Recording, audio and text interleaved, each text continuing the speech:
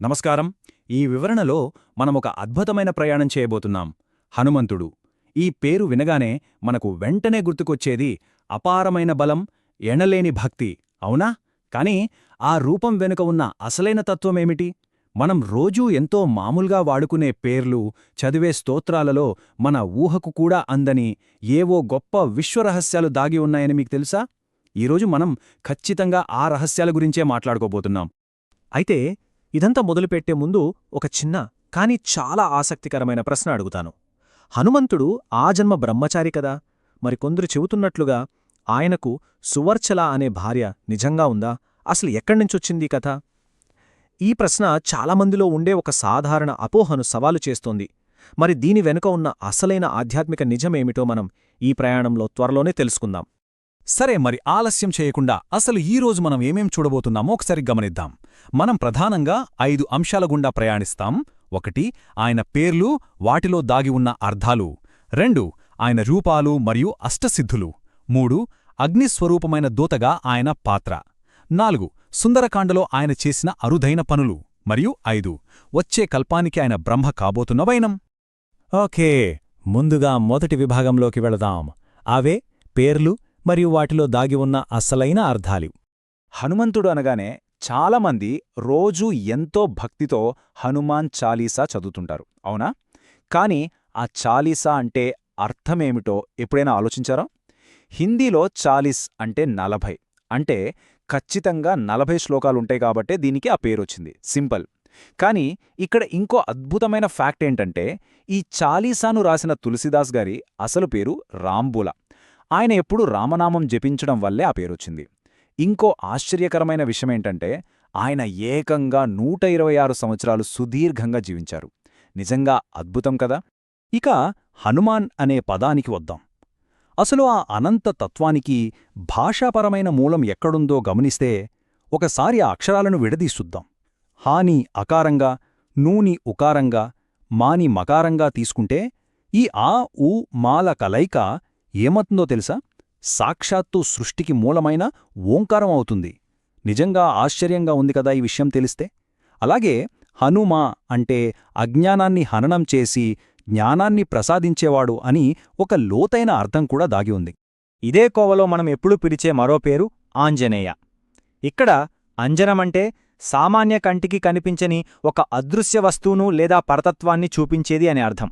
అంటే కేవలం జ్ఞానమనే అంజనం వల్ల మాత్రమే దొరికే ఆ పరతత్వాన్ని మనకు అందించేవాడు కాబట్టే ఆయనకు ఆంజనేయుడు అని పేరు వచ్చింది. చూశారా, ఈ పేర్లేవి ఊరికే పిలవడానికి పెట్టినవి కావు. ఇవి మనల్ని ఆలోచింపచేసే చాలా గొప్ప తాత్విక భావనలు. రైట్. ఇప్పుడు రెండో విభాగానికి వద్దాం. అదే ఆయన అద్భుతమైన రూపాలు మరియు అష్టసిద్ధులు. మనం ప్రారంభంలో ఒక ఆసక్తికరమైన ప్రశ్న వేసుకున్నాం, గుర్తుందా? హనుమంతుడి భార్య సువర్చల కథ ఏంటి అని. దానికి అసలైన సమాధానం ఇక్కడే ఉంది. దేవుళ్ల భార్యలను ఎప్పుడూ కూడా భౌతికమైన మానవ సంబంధాల కోణంలో చూడకూడదు. ఇక్కడ సువర్చల అంటే ఒక సాధారణ స్త్రీ కాదు.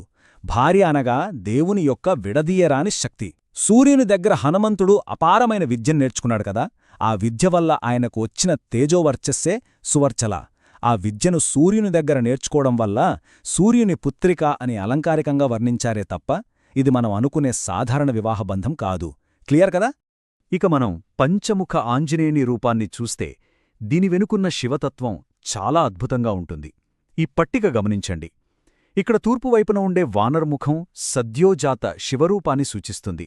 దక్షిణాన ఉన్న నరసింహముఖం వామదేవ రూపం. ఇది రాక్షస సంహారానికి ప్రతీక. అలాగే పశ్చిమాన గరుడముఖం అఘోర రూపం. ఇది వేగానికి, సకల రోగాల నివారణకు ప్రతీక. ఉత్తరాన వరాహముఖం తత్పురుష రూపం. సీతమ్మను ఉద్ధరించినట్లుగా ఇది సంపదను ఇచ్చి ఉద్ధరిస్తుంది. ఇక పైకుండే హయగ్రీవముఖం సాక్షాత్తూ ఈశాన రూపం. ఇది సకల విద్యా ప్రావీణ్యానికి గుర్తు. ఇంకో విశేషమేంటంటే ఈ ప్రతి ముఖానికి 3 కళ్ళుంటాయి. హనుమంతుడిలో ఉండే గొప్ప లక్షణం ఒకటుంది. అదే అడాప్టబిలిటీ. అవసరాన్ని బట్టి ఆయన తన రూపాన్ని ఎంతలా మార్చుకుంటారో చూస్తే ఆశ్చర్యం కలుగుతుంది. లంకలోకి ప్రవేశించేటప్పుడు అహంకారం లేకుండా, ఎవరికీ కనపడకుండా ఒక చిన్న పిల్లిలా సూక్ష్మ రూపం ధరించారు. అదే లంకాదహనమప్పుడు హద్దులు లేని భయంకరమైన వికట రూపాన్ని. రాక్షసులను సంహరించేటప్పుడు ఏకంగా ఉగ్రమైన భీమరూపాన్ని ప్రదర్శించారు. ఆయన అపారమైన శక్తి అంతా ఈ అద్భుతమైన సెల్ఫ్ కంట్రోల్లోనే దాగి ఉంది. తన ప్రతాపాన్ని తానెంత అద్భుతంగా నిగ్రహించుకోగలడో చెప్పడానికి ఇవే నిదర్శనాలు. ఆయన్ని నిరంతరం స్మరించడం వల్ల ముఖ్యంగా 8 శక్తులు సిద్ధిస్తాయంటారు. అవే ఈ అష్టసిద్ధులు: అద్భుతమైన బుద్ధి, బలం, యశస్సు అంటే గొప్ప కీర్తి, ఎప్పుడూ వెన్నుచూపని ధైర్యం, నిర్భయత్వం, సంపూర్ణ ఆరోగ్యం, పనుల్లో అజాఢ్యం అంటే చురుకుదనం మరియు గొప్ప వాగ్ధాటి. ఇవి కేవలం భక్తులకిచ్చే భౌతికమైన వరాలు మాత్రమే కాదు, ఆయన తత్వాన్ని ధ్యానిస్తే మన వ్యక్తిత్వంలో సహజంగానే అలవడే గొప్ప లక్షణాలు. సరే, ఇప్పుడు 3వ విభాగానికి వెళ్దాం. అగ్నిస్వరూపమైన దూతగా ఆయన వ్యూహాలు ఎలా ఉంటాయో చూద్దాం. అసలు మన సృష్టి క్రమం ఎలా జరుగుతుందో తెలుసా? ఆకాశం నుంచి వాయువు పుడుతుంది, వాయువు నుంచి అగ్ని ఉద్భవిస్తుంది. అంటే అగ్ని వాయువు యొక్క పుత్రుడనమాట. మన కథల ప్రకారం హనుమంతుడు వాయుపుత్రుడు. వేదాలలో అగ్నిదేవుణ్ణి దేవతలకు ఆహుతులను చేరవేసే దూతగా చెబుతారు. అగ్నిముఖంగానే మనం దేవతలను తృప్తిపరుస్తాం కదా. అదేవిధంగా అగ్నిస్వరూపుడైన ఈ రామదూత మనం చేసే ప్రార్థనలను పరబ్రహ్మస్వరూపుడైన రామచంద్రమూర్తికి నేరుగా చేరవేసే ఒక అంతిమ యజ్ఞస్వరూపుడిగా నిలుస్తాడు. ఎంత గొప్ప కాన్సెప్టో కదా. ఇక్కడే మనకొక డౌట్ రావచ్చు. రామాయణం చదివే ప్రతి ఒక్కరికీ వచ్చే సందేహమే ఇది. రాముడు కేవలం సీతమ్మను చూసి రమ్మని మాత్రమే దూతగా పంపితే హనుమంతుడు తన పరిధిని దాటి లంకను ఎందుకు కాల్చాడు? ఇది చెప్పిన మాట వినకపోవడం కిందకి రాదా? అసలా శత్రువుల రాజధానిని తగలబెట్టాల్సిన అవసరమేమొచ్చింది? నిజానికి దీని వెనుక ఒక బ్రిలియంట్ సైకలాజికల్ వార్ఫేర్, అంటే ఒక అద్భుతమైన మానసిక యుద్ధవ్యూహముంది. ఏంటంటే, కేవలం ఒక దూత మాత్రమే వచ్చి తనదైన ముద్రతో ఇంత విధ్వంసం సృష్టిస్తే, ఇక ఆ రామచంద్రుడు స్వయంగా వస్తే ఇంకెంత విలయం సృష్టిస్తాడో అని శత్రువైన రావణుడు భయపడాలి. అదే ఆయన వ్యూహం. ఇంకో విషయమేంటంటే, ఆయన సాక్షాత్తు శివాంశ సంభూతుడు కనుక పరమశివుని లాగే ఆయన చూపుల్లోనే దహించివేసే అగ్ని ఉంది. ఆ దుర్మార్గమైన లంకను చూసినప్పుడు సహజంగానే ఆయనలోని అగ్నితత్వం దాన్ని దహించివేసింది. ఇక మనం 4వ విభాగానికి చేరుకున్నాం. అదే అరుదైన పనులు, సుందరకాండ. ఇది ఆయన జీవితంలో అత్యంత ప్రసిద్ధమైన ఘట్టం. కాబట్టి ఇక్కడ మనం ఒక విషయం బాగా అర్థం చేసుకోవాలి. సుందరకాండ అనేది కేవలం అపహరించబడిన ఒక వ్యక్తిని వెళ్లి వెతికి తీసుకురావడంలాంటి సాధారణ సర్చ్ అండ్ రెస్క్యూ కథ కాదు. హృదయం అనే అశోకవనంలో కోల్పోయిన ఆత్మ అనే వస్తువును, అంటే సీతమ్మను వెతికి పట్టుకోవడమే సుందరకాండ. పరబ్రహ్మతత్వమే సత్యం, శివం, సుందరం అంటాం కదా. అలా పోయిన ఆనందాన్ని తిరిగి తీసుకువచ్చే ఆ సుందరుని గురించి, ఆ పరబ్రహ్మతత్వాన్ని వెల్లడించే ఒక గొప్ప తాత్విక మెటఫరిది. అందుకే దీనికి సుందరకాండ అని పేరు. ఇప్పుడు ఇంకో ఆసక్తికరమైన ప్రశ్న అడుగుతాను. త్రేతాయుగంలో రామాయణ కాలానికి చెందిన హనుమంతుడు ఆ తర్వాత ఎప్పుడో ద్వాపరయుగంలో జరిగిన మహాభారత యుద్ధంలో అర్జునుడి రథం జెండాపైకి ఎందుకొచ్చాడు? అసలు 2 వేర్వేరు యుగాలకి చెందిన ఈ వీరుల మధ్య లింకేంటి? ఆ జెండాపై ఉండి ఆయన ఏం చేశాడు?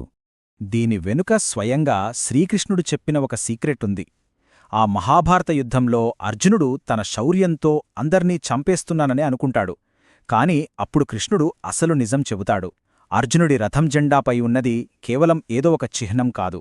శత్రువులు ప్రయోగించిన ఎన్నో భయంకరమైన అస్త్రాలు అసలు అర్జునుడిని తాకకముందే జటాధారి అయి త్రిశూలం పట్టుకున్న ఆ శివాంశ సంభూతుడైన హనుమంతుడే వాటిని అదృశ్యంగా నిర్వీర్యం చేసి అర్జునుడికి ఒక అంతిమ రక్షణ కవచంలా నిలబడ్డాడు. అది ఆ అదృశ్య శక్తి వెనుకున్న అసలు చరిత్ర.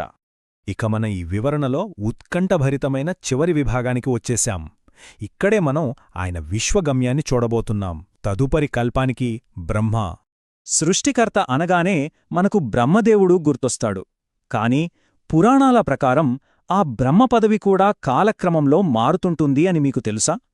మరి తదుపరి విశ్వచక్రంలో, అనగా వచ్చే కల్పంలో ఈ అనంతమైన సృష్టికి బ్రహ్మ ఎవరవుతారో తెలుసుకోవాలనుందా? దీనికి సమాధానం తెలియాలంటే ఒక చిన్న సంఘటన వినాలి. ఒకసారి రాముడు తన ఉంగరాన్ని తీసుకురమ్మని హనుమంతుణ్ణి బ్రహ్మలోకానికి పంపుతాడు. అక్కడికి వెళ్తే బ్రహ్మ ఆ ఉంగరాన్ని ఇవ్వడానికి నిరాకరించి తన దగ్గరున్న పళ్ళెంలో ఎన్నో కల్పాలకు చెందిన లెక్కలేనన్ని రాముల ఉంగరాల రాశిని చూపిస్తాడు. 100 కల్పాల ఆయువున్న బ్రహ్మ, నీకు దమ్ముంటే ఇందులో ఈ కల్పపు రాముని ఉంగరాన్ని గుర్తుపట్టు అని ఒక కఠినమైన పరీక్ష పెడతాడు. కాని హనుమంతుడు ఏమాత్రం కన్ఫ్యూజ్ అవ్వకుండా తన అపారమైన జ్ఞానంతో క్షణాల్లో దాన్ని తీసుకుంటాడు. నిజానికి బ్రహ్మలోకంలో ఉన్న బ్రహ్మకు హనుమంతుని గొప్పదనం తెలియచేయడానికే రాముడు ఆడిన నాటకమే ఇది.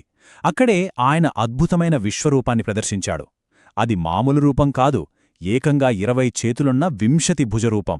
ఆ చేతులలో ఖడ్గం, ఢాలు, త్రిశూలం, పరశువు, చక్రం, శంఖం, గద, అంకుశం, పర్వతంలాంటి ఎన్నో అస్త్రశస్త్రాలున్నాయి. ఆ రూపాన్ని చూసి సృష్టికర్తైన బ్రహ్మదేవుడే ఆశ్చర్యపోయి చేతులెత్తి నమస్కరిస్తాడు. ఆ సంఘటన తర్వాత తిరిగి వచ్చిన హనుమంతుడితో బ్రహ్మలోకం ఎలా ఉంది అని రాముడడిగితే, అక్కడ కొన్ని లోపాలున్నాయి స్వామి అని సమాధానమిస్తాడు. అప్పుడు రాముడు, అయితే ఆ విశ్వంలోని లోపాలను సరిదిద్దడానికి రాబోయే కల్పానికి నీవే బ్రహ్మమవుతావు అని వరాన్నిస్తాడు. చూశారా, ఏ స్వార్థం లేని అనంతమైన భక్తికి, ఆత్మసమర్పణకు విశ్వమిచ్చే అత్యున్నతమైన బహుమతి ఇది. మనము రోజూ చదివే సాధారణ పదాలతో మొదలైన మన ప్రయాణం ఏకంగా భవిష్యత్తు సృష్టికర్తను దర్శించుకోవడం దగ్గర ముగిసింది. ఒక్కసారి ఆలోచించండి, భవిష్యత్తు విశ్వాన్ని సృష్టించబోయే ఆ మహాశక్తిలో ఇంకా మనం ఊహించలేని రహస్యాలు ఎన్ని దాగి ఉన్నాయో కదా.